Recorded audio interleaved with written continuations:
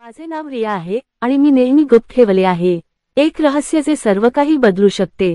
माझ्याकडे टेलिकिनेटिक शक्ती आहेत। मी माझ्या कुटुंबाच्या फर्निचरच्या दुकानाच्या काउंटरच्या मागे उभा राहिलो तेव्हा गर्दीच्या रस्त्यावर दुपारचा सूर्य उबदार दिसत होता। तो एक सामान्य दिवस होता। ग्राहक आमच्या सोफे आणि खुर्च्या निवडत होते। पण नंतर सर्व काही बदलले। 3 गुंड, त्यांचे चेहरे भयंकर आक्रोशांनी फिरवलेले, दुकानात घुसले।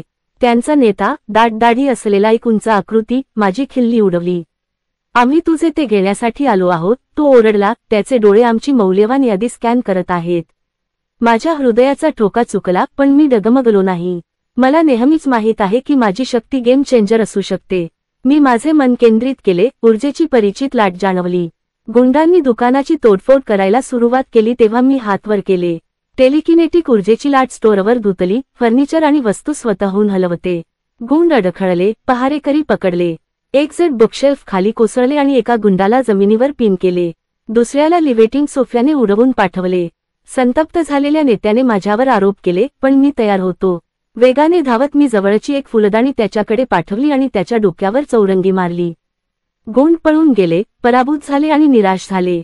मी उंच उभा होतो, परिश्रमाने माझी छाती धडधडत होती, पण माझ्या चेहऱ्यावर विजयी हास्य होते। धूळ शांत झाल्यावर आमच्या ग्राहकांनी टाळ्या वाजवून माझ्या शौर्याचा जय जयकार केला।